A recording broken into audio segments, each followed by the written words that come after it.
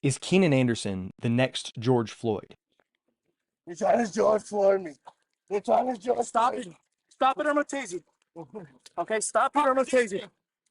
Stop it or I'm gonna tase you. Please Stop resisting. please, please, please. They're trying to kill me.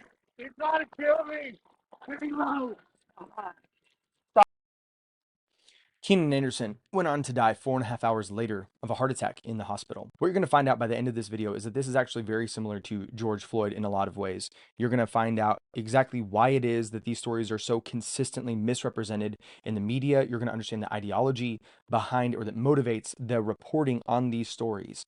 And then you're going to understand how to respond with wisdom and with virtue. If you care deeply about truth, if you care deeply about Black lives, if you care deeply about healing Black people's, the Black communities, relationship with the police, if you care deeply about decreasing the Black murder rate, this is the video for you. At the end of the day, we have to respond to this, to these types of situations with wisdom and with virtue. And if we fly off the handle as the activists do, then we almost certainly will misunderstand and misrepresent these stories. And because of that, we will respond incorrectly with counterproductive and ultimately self-destructive policies. I first came across this story from Patrisse Cullors. She is actually the cousin of Keenan Anderson. Now, Patrisse Cullors is the co-founder of Black Lives Matter. She said, "This is my cousin, Keenan Anderson. He was killed by the LAPD in Venice on January 3rd, 2023. LAPD has killed 3 people this year. One of them is my family member."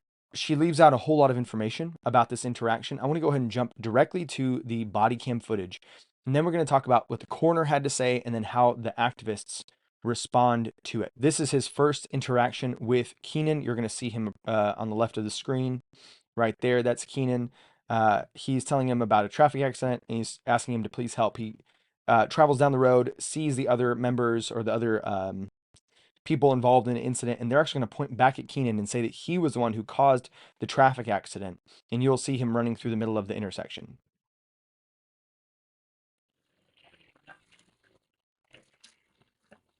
Get off to the side here. Get on the street. In case you didn't hear that, and this is going to be really important going forward, he says, "Somebody is trying to kill me." He says it twice there. Hey, stop right there. Get up against the wall. I'm sorry. I didn't mean to. Get up against the wall. Get up against the wall. Get up against the wall real quick. Please. Okay, hold on a second. Please, sir. I didn't mean to, sir. Please. Hold on. Please. Okay. I'm sorry. 156. Now, I want to go ahead and highlight real quick something that Patrisse had said in another one of her posts, and we'll come back and dissect this post in a minute. She says that had her cousin been met with care, then, right here, my cousin would be alive today if he had not been met with care. As you watch this interaction with the police officer, ask yourself, is anything that this police officer says or does characterized as anything other than caring? Show me Code 6 on a TC not involved. Please. We're going to be Venice, west of Lincoln. Oh my God. Possible DUI driver. Make it additional units, please. The car. Okay, what happened? I lost my key. You lost your key. Yes. Came and I had somebody fix my car for me, sir. Please, don't, please. Okay, do me a favor. Sit Hey, in the, please. hey, Sir, sit down on your butt and sit with your legs crossed. Now, if you haven't watched many of these police interaction videos, just, when you see somebody acting erratically and not responding directly to the commands of the police officer, frequently, whenever you see a cop attacked by somebody, they're doing this kind of thing where they're obeying just enough to then get to either a place of decision or they've already made the decision and they're getting themselves into a place of attack. They're shifting in their seat until they can reach around and find the weapon. They're shifting their body in order to get into a position to take off running towards some sort of either escape or towards a weapon. So right now, if you're a police officer dealing with somebody who's acting erratic, very potentially paranoid, saying people are trying to kill him, now changing a story, actually it was a car malfunction. This is the type of behavior that puts you on absolutely high alert when it comes to responding with wisdom. If you were ever to interact with the police, respond to every one of their commands with a calm and even keel demeanor. The number of people who are killed, the number of Black men who are killed unarmed every single year by police is probably in the single digits. It's actually around 20. but those stats are a little bit dubious. Out of 14 million black residents in America, black citizens, we have about 20 who are killed who are technically unarmed, but many of them are actively trying to kill the police. In 2019, 2 of the 20 or so that were unarmed were actively trying to run over the police with their cars, but cars aren't classified as weapons. A couple of them were women officers shooting much larger men who are actively attacking them. So you're not talking about legitimately, we're not talking about innocent people being gunned down. So really, the number of innocent people who are gunned down by the police, who have no weapon and are doing nothing to attack or threaten the police officers, is vanishingly minor, and the number of them who are not who are not resisting arrest is even smaller. If you obey the police when they come to you, you have statistically, I'm not saying that there's not an emotional thing. I'm saying statistically, there is no reason to be afraid. Sit with your legs crossed. Sit with your legs crossed. They were trying to kill me, please. Who's trying to kill you? I had a stunt today. What? I had a stunt today, sir. You had what? A stunt. Like, no, that's a car. Okay, what car were you driving? BMW. The BMW. They were trying to put stuff in my car. Who's trying to put stuff in your car? They gonna try to. I'm sorry. Nobody. So I think what he's saying there is the cops are going to try to plant evidence in his car. And when he says, sorry, nobody, realize this is maybe the 4th time he's changed his story. People are trying to kill him. Then there was a car troubles. Now he's now saying that people are going to try to plant stuff in his car. He's all over the place. This is erratic, paranoid behavior, which is why the cop believes that he's under the influence of drugs. So 156. I'm going to be with Please. Sir, the please. coffee shop on the northwest, direction northeast corner. Please, sir, please. Okay.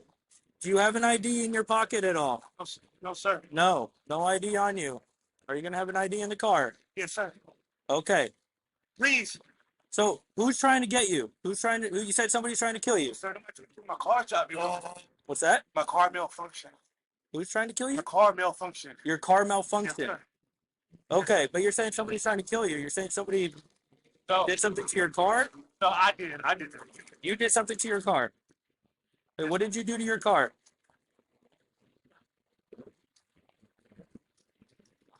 What did you do to your car? I lost my key fob, and then I think that I needed air in my tire. I didn't have no. Can I see a lawyer? What do you need a lawyer for? Need a lawyer, sir. Okay, we're still trying to figure out everything that's going on here, okay? All right? What's your name? Keenan. Keenan? Keenan Anderson. Keenan Anderson. Okay, Keenan. Where do you live?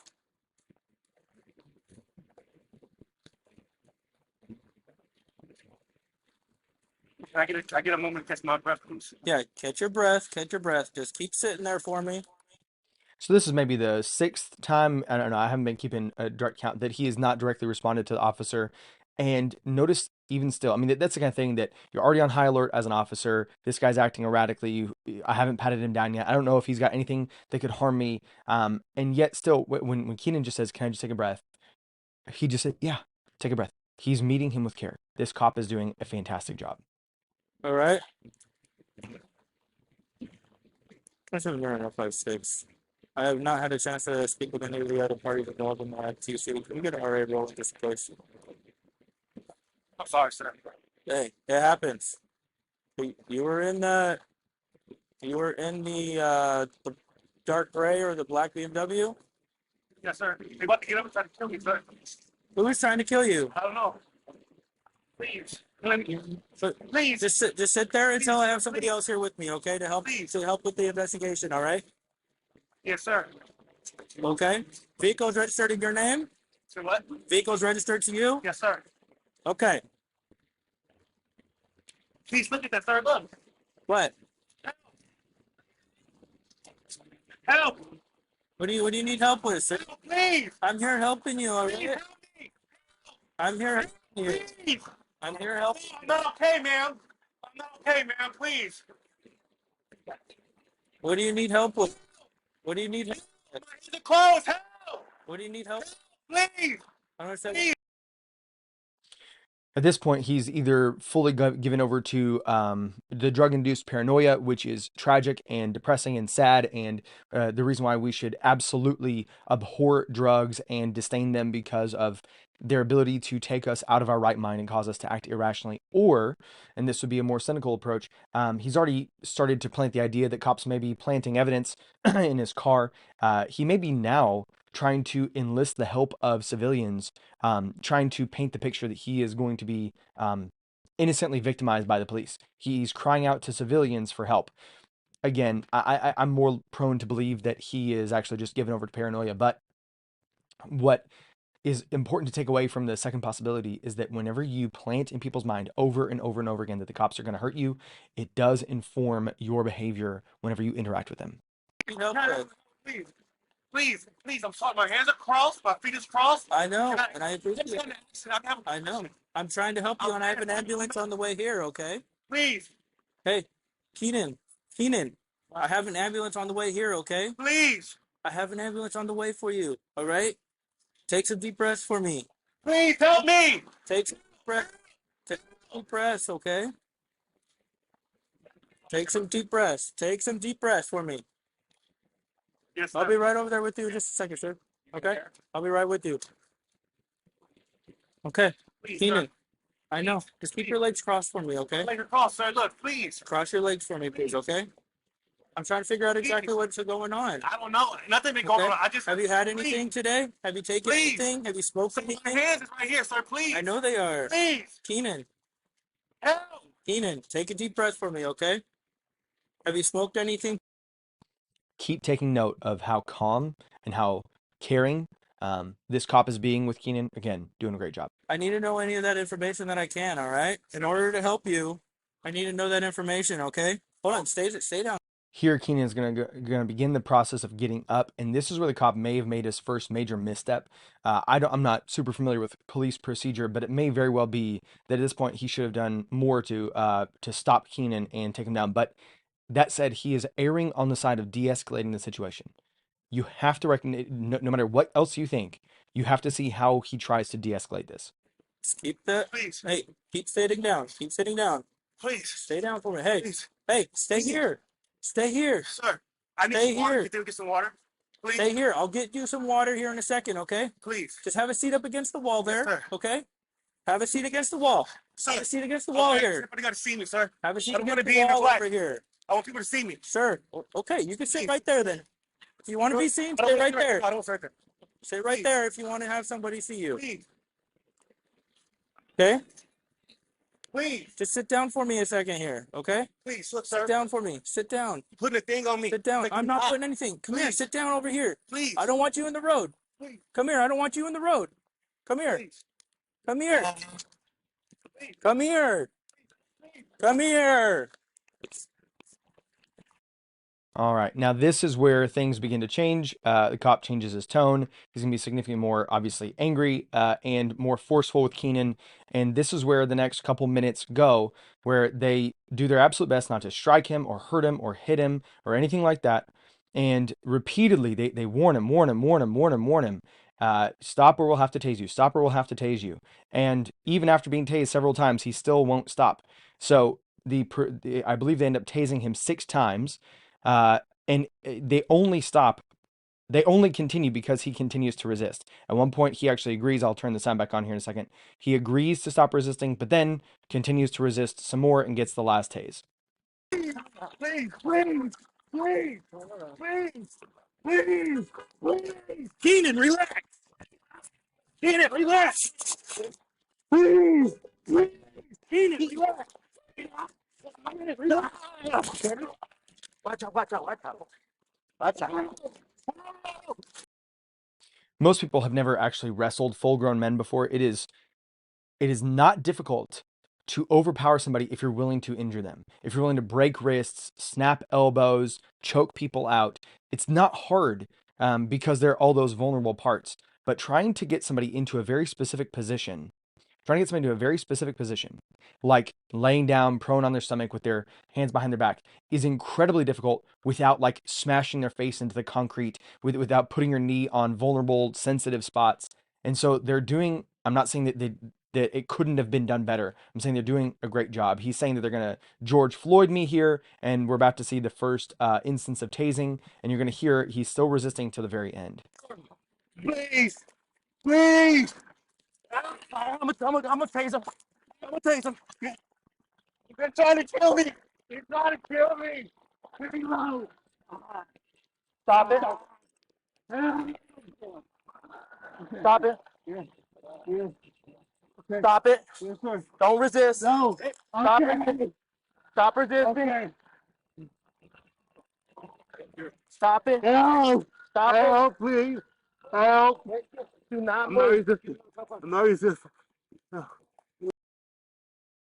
He's beginning to calm down. I believe they've now tased him 5 times. He's now complying. Okay. Here, hold on. Stop it. Stop resisting. Stop resisting.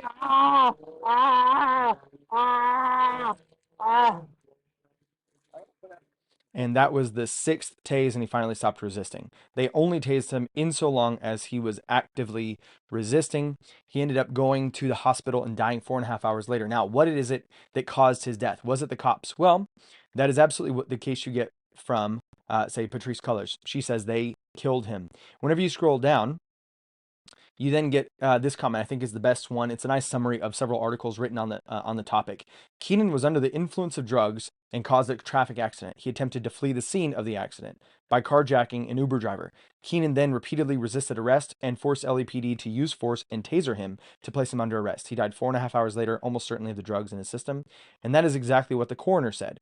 Patrisse Cullors, again, the co-founder of Black Lives Matter, said that she posts this headline from mainstream media. Teacher died from the effects of cocaine use, cardiomyopathy, which is the enlargement of the heart, after LAPD incident, says the coroner. They also note that he had some amount of benzees in his system.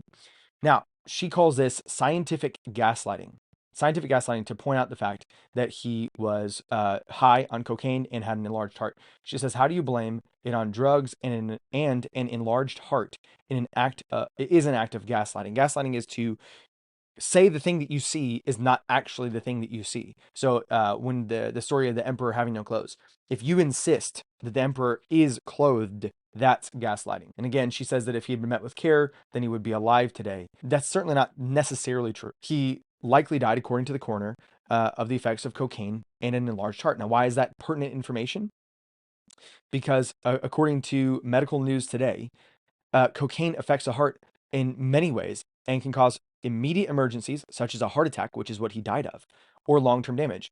If you have a pre-existing condition, heart health problems, even short-term cocaine use can elevate your risk of a heart attack.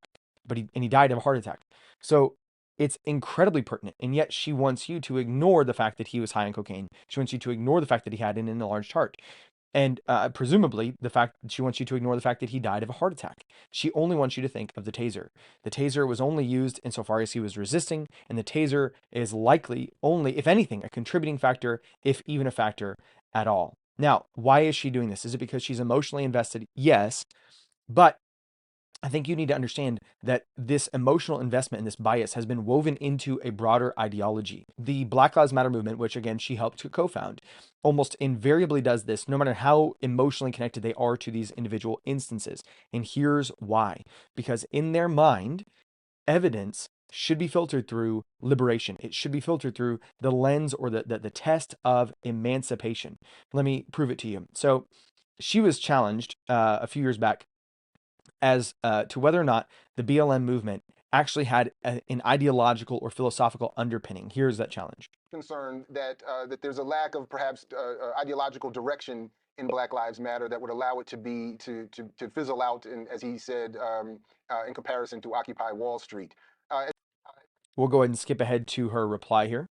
That the criticism is helpful. I also think that it might. I think of a lot of things. The first thing I think is that we actually do have an ideological frame. Myself and Alicia in particular are trained organizers. We are trained Marxists. We are. She goes on to say that they're versed in lots of ideologies. If you don't know, a community organizer is almost always a Marxist. So just when people say that, it's just their way of getting around that fact. Now, I'm not saying that she's a Marxist in order to denigrate her or to criticize her per se, but to help you understand the ideology. Now, you have to understand Marxism. Marxists had a very specific view of science. This is a paper by Mihailo Markovich. I can't say these kinds of names very well. I did a longer video on the Marxist view of science, but you have to understand, for the Marxists, science is not about simply understanding things in their particular, but it's about social practice. It's about revolutionary change. Let me prove it to you. So the essential theoretical, and by the way, Markovich was a prominent Marxist philosopher. The essential theoretical and methodological novelty of Marx's conception of science is constituted by the following features. I'll skip to just a couple that are important. According to Marx, science should not be primarily concerned with the description of details and explanation of isolated phenomena. That's what you think about science. It's about the careful analysis. So I'm thinking about Keenan. What caused his heart attack? He had a heart attack. What caused it? And so I look at the very specific explanation of isolated phenomena. But for them, it's not simply about that, but rather with the whole study, with the study of whole structures and of social situations taken in their totality. So if you are not understanding the Keenan situation in his relation to being a black man interacting with police officers, if you don't see it through that specific lens, you're not doing science correctly, according to certainly neo-Marxists. A true sense of history, which was his favorite form of science, implies a critical attitude, which is where we get this idea of critical theory, not only to rival theories, but to the examined society.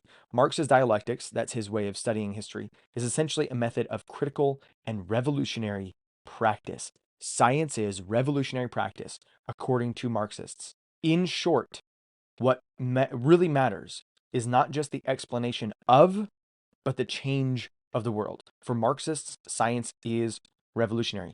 It is to change the world. So why did she not include the fact that he had a pre-existing heart condition, died of a heart attack, and was on drugs that were really hard on his heart?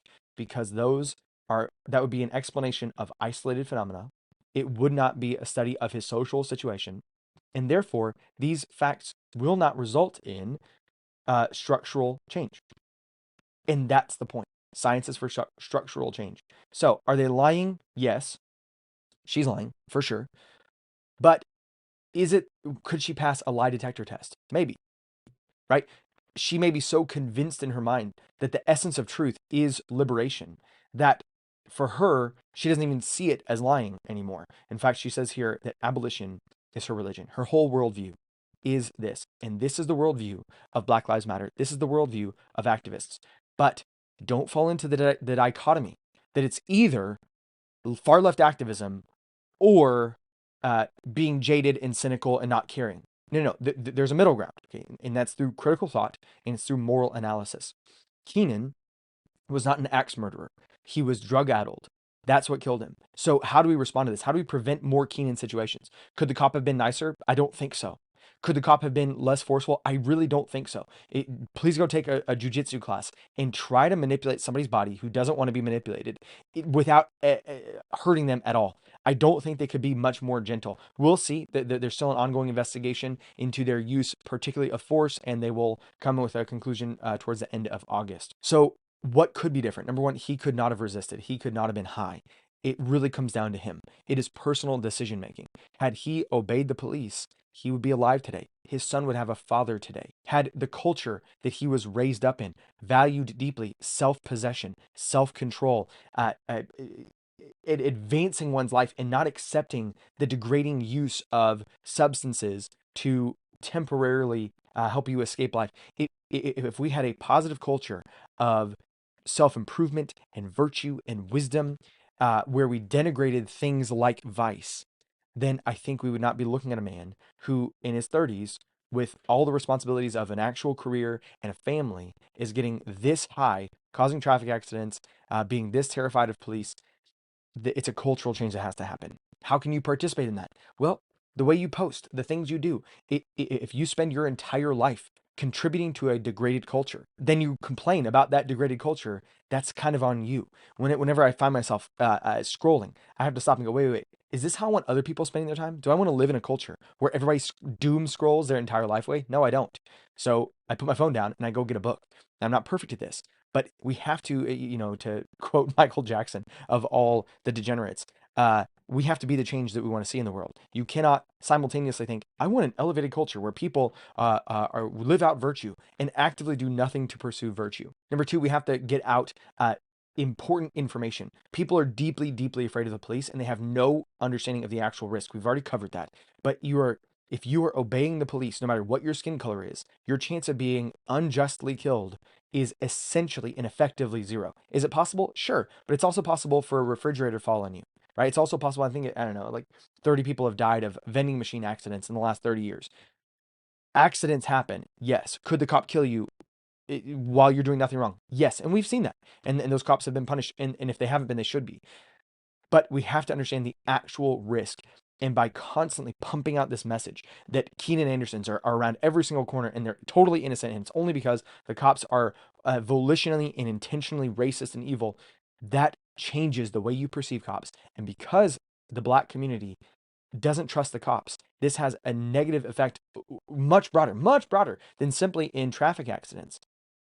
About 10,000 Black people are murdered every single year. 10,000. That is unimaginably large when you look at all the people who are killed every year. It's a little over 50%, depending on the year you look. It's usually around 50% of murder victims. Now, the reason why I bring that up in this context is because the number one way to decrease violent crimes is to increase arrests and convictions. But to get the conviction, you frequently need the help of eyewitness testimony. And what we know is that in the Black community, more times than not, well, I don't know if it's more times than not, frequently, people know who committed the murder and simply will not participate. And part of it has to do with their general lack of trust in the police. There are other programs as well. We could increase witness protection because the chance of somebody being killed if they testify against a well-connected gang member is extremely high. There are lots of other things that we can do, but simply saying we need less police is absolutely the last thing we should say. In fact, 80% of Black people say that we need the same number of police in their neighborhoods or more. So we rebuild the community, we understand truth, we rebuild the relationship through that truth, through these legitimate statistics. We get more police or the same number of police, and with lots of encouragement and support, and we do not misrepresent these types of situations in order to decrease them, all while engaging in increasing levels of virtue. Get back to church, read good books, highly value education. These are the types of cultural changes that decrease the likelihood of people falling into drugs, and then therefore decrease the likelihood of somebody acting erratically and needing to be tased, and therefore eventually dying, likely of a drug overdose or drug-related causes like Keenan Anderson. That's it for today. My name is Ryan Martin, and this is Unsafe Media. If you haven't joined the Patreon yet, you probably think that it's a conspiracy theory to say that Black Lives Matter is a Marxist organization. Probably fix both of those as soon as you possibly can. Like, share, subscribe, everything else. And until next time, trust God and keep your powder dry.